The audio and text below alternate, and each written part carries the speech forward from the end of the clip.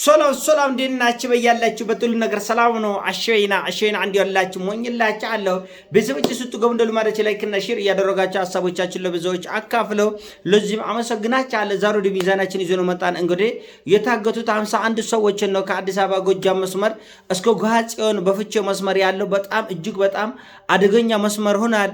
ኦነግ ሸኔ በከፍተኛ ሁኔታ እዚህ አካባቢ ላይ በእገታ የታወቀ ነው። በጣም ብዙ ሰዎች ከዚህ በፊት በዚህ መስመር ታግተዋል፣ ተጎድለዋል።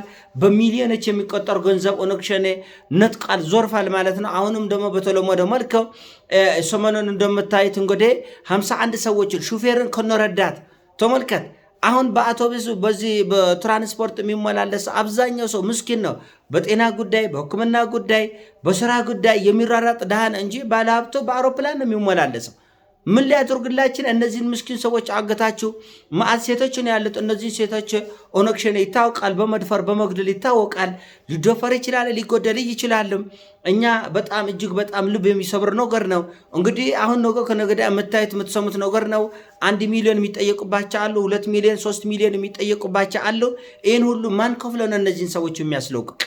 ማን ከፍሎ ነው እነዚህን ሰዎች የሚያስለቅቅ? አብዛኛው ሰው ለሕክምና ታሞ በጭንቅ ሆነ ለሕክምና እዚህ የሚመጣ ሰው አለ። ሀዘኑ ቤተሰብ ሊደርስ የሚመጣ ሰው አለ። በስራ ጉዳይ ትንሽ ነገር ቢያተራርፍ ብሎ አገር አቋርጥ የሚመጣ ሰው አለ። እስከ መቼ ነው በሰው ደም እያስፈራራቸው በጉድያ በማረድ ሰውን እያስፈራራቸው ገንዘብ የምታኮማችት? እስከ መቼ ድረስ ነው? አጣራለሁ አለ ነው። ምንን ታጣራለህ? ምንን ታጣራለህ? ስራ አይደለ እንዴ? የገባልን አካውንት ነው። በአካውንቱ የገባን ገንዘብ ነው የምታጣራ? ምንን ነው የምታጣራ? እስቲ ንገረኝ።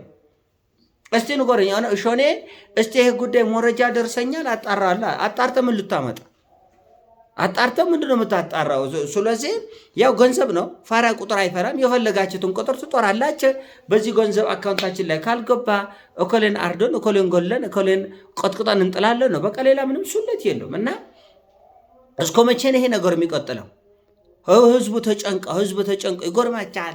በዚህ በኦሮሚያ አንዳንድ ቦታዎች ላይ ይጎርማቻል። አብና አረጋይ ነው ብላችሁ ሸሽቶ የመጣውን ሰው ናና ወደ አገሩ ተመለስ ብላ ያስገድዳሉ። መሸሽ እንኳን አትችልም።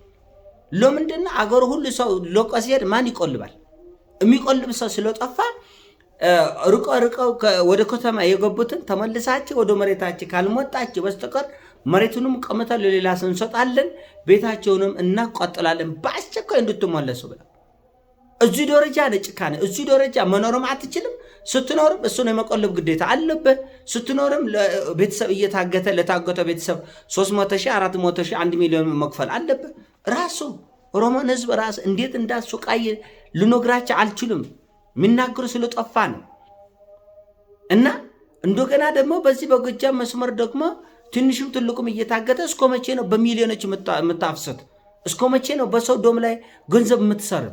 እስከ መቼ ነው በሰው ዶም ላይ እናንተ ሲኖ አይሱዙ እየቀያየራቸው እየገዛቸው ወደ አገራቸው መትልቀት? እስከ መቼ ድረስ ነው? በእርግጥ አትበልጡም። እርግጠኛ ነው መነግራችሁ። በዚህ በዶም ገንዘብ የተገዛ ንብረታቸው በሙሉ አትበልጡም። አብናረጋይ ይሄን ለማየት ያብቅ እንዴ! እናት አባትን ለመጠየቅ የታመመው ቤተሰብ ለመጠየቅ ክፍለ ሀገር የሚሄድ ሳለ ጭንቀት ላይ ሌላ ጭንቀት፣ ለቅሶ ለመድረስ የሚሄድ ሳለ ዶል ተጠቃ አይደለም ሰው ይመስለኛል። እነዚህ ትልልቅ ባሶችን የሚያዩ እንትኖች ሽፍታቸው ባሱ የተሳፋሪዎች ይመስላል። የተሳፋሪዎች አይደለም። 2 ሺህ ብር ከፍለው የፈለጉበት ድረስ ይሄዳል። ከዛ ያራግፋቸዋል። ባሱ ወደዚህ ነው የሚመጣው። ቆልድነ እንደ የጀመራቻት ሰው ሱዳንና ኬንያ እንኳን እኛ ድሮ አቋርጬ እጅ አውቃለሁ። ይህን ያህል አይንጎላታም። በገንዘብ አገሩ ላይ ለመመላለስ ለመሄድ መግባት መውጣት የምትከለክሉት ማን ስለሆናቸነ? ተሳቀው በገንዘብ አገሩ ላይ ዜጋ ታመሎ መታከም ይሰቆቃል። ቤት መንገድ ሂጄ አይበር መቼም ሰው ልጅ ወደ በሰማይ መሬቱን ፈልፍለው እንደ ፍልፈል አይወጣ መቼም። ይህን ሁሉ ኪሎ ሜትር 400፣ 500፣ 600 ኪሎ ሜትር መሬት ለመሬት ፈልፍሎ አይወጣ መቼም። ስለዚህ ይህን ማሳቀቅ መግደል አሁን በእርግጠኝነት አሁን አረጋይ ነው መላቻ ይሄ ነገር ምናልባት መንግስት አፋጣኝ ነገር አድርገው የተወሰኑት ሰዎችን እንዲተርፍ ካልተደረገ ይሄ ገንዘብ በአካውንታቸው ካልገባ ዛሬውኑ መረሽን ይጀምራል። እርግጠኛ ነው መነግራቸው። አጣራለ ምን ነው የምታጣራ? ገንዘቡ ይግባ ነው የምታጣራ? ቀልድ ነው ያዛቻት። ስለዚህ በህዝባችን ደም በመከራ በእገታ ቤተሰብ በማስጨነቅ ደም እንባ በማስነባት እናንተ የምትበሉት እንጀራ እንደሌለ አስረግጬ ነው የምነግራቸው። አስረግጬ በተለይ በዚህ በፍቼ መስመር ህዝብ ተንገላታ፣ ተሰቃየ። ሰላሌ ዘራ ያለው ህዝብ ተሰቃየ። መስቀል ይዞ ለመነ። ኡስታዞችን ይዞ ቄሶችን ይዞ ጳጳስ ይዞ ለመነ። እባካችን ልጆቻችን ሰላም ይሁን ሰላም አድርጎ ተባለ። እምቢ ነው፣ አመጽ ነው። ስለዚህ ህዝብ እያሰቃየን እንቆጥላለን። የንጹሐን እንባ እኮ በእግዚአብሔር ፊትም እኮ ይጮሃል እኮ። የንጹሐን ደም እኮ በእግዚአብሔር ፊትም እኮ ይጮሃል። እንደ ሰይጣን በሶዶም እየተጎበረላቸው ዘላለም አትቀጥሉም እኮ። ይሄ ማወቅ አለባቸው።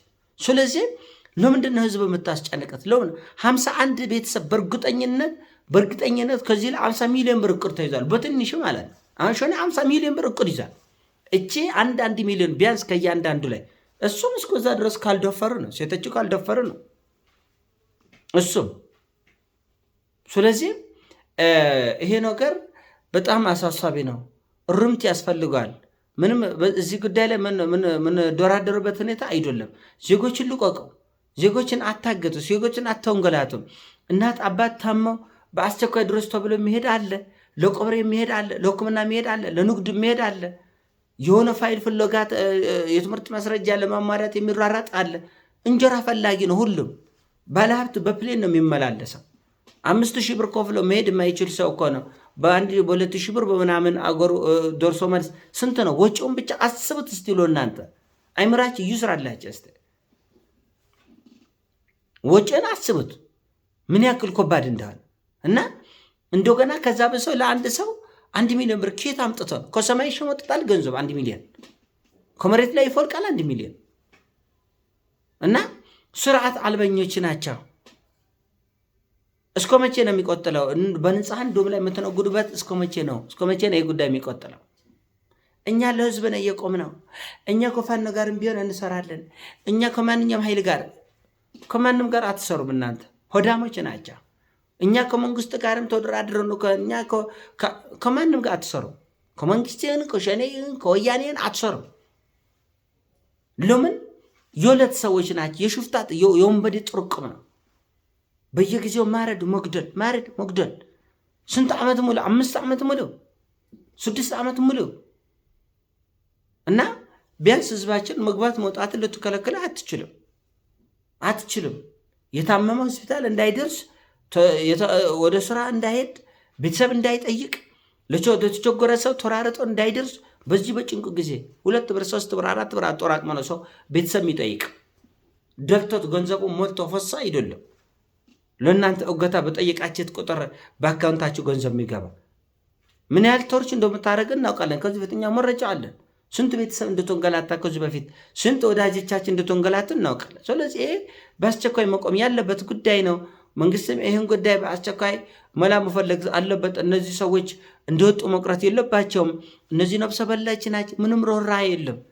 ከዚህ በፊት ስንት ሰው እኮ ደሞ ፈሳል። ጫካ ላይ ነው የሚጥሉት፣ ወንዝ ዳር ነው የሚጥሉት፣ በየሸለቆ ነው ሬሳ የሚጥሉት። ለቤተሰብም አይሰጡ። ስለዚህ ይሄ ነገር እስከ መቼ ነው የሚቀጥለው? ታገቱ፣ 10 ሰው ታገተ፣ 30 ሰው ታገቱ፣ 50 ሰው ታገቱ። ባስ ሙሉ ሲፈልጉ በጥይት ይመታል፣ ይጎርማጫል። እየበረረ 100 ኪሎ ሜትር 120 ኪሎ ሜትር በሰዓት የሚበር መኪና ላይ ጥይት አከታትለ ይለቃል። 10-15 ጥይት አንድ ጊዜ ይለቃል። ሹፌርን ይመታል። ከዛ በኋላ መኪና ወይ ይወድቃል። እንደምንም ገበያ ሹፌር እየደማ ካቆመ ደግሞ ያው ያግታል ማለት ነው። እና የሰዎች ደም፣ የሰዎች ሞት፣ የሰዎች እንኩረት ለእናንተ የገቢ ምንጭ የሚሆኑበት እድሉ በጣም ጠባብ ነው። መታረም አለባቸው። የሆነ ቦታ ላይ መቆም አለበት። በቃ አስቡት እስቲ የእነዚህን 50 ሰዎች ቤተሰብ አሁን ያሉበትን ምጥ እስቲ አስቡት። ምጥ ላይ ነው ያሉት። በቃ ጭንቁ ላይ ነው ያሉት።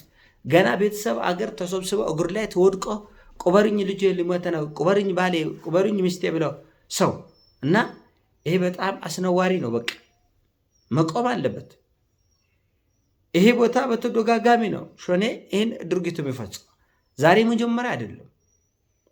3፣ 4፣ 5፣ 6፣ 7 ጊዜ ይሄ ነገር ሆናል እና ከዚህ በፊት ስፍር ቁጥሩ የሌላቸው እገታዎች በሸኔ ተደርገዋል። አሁንም አልተቋረጠም።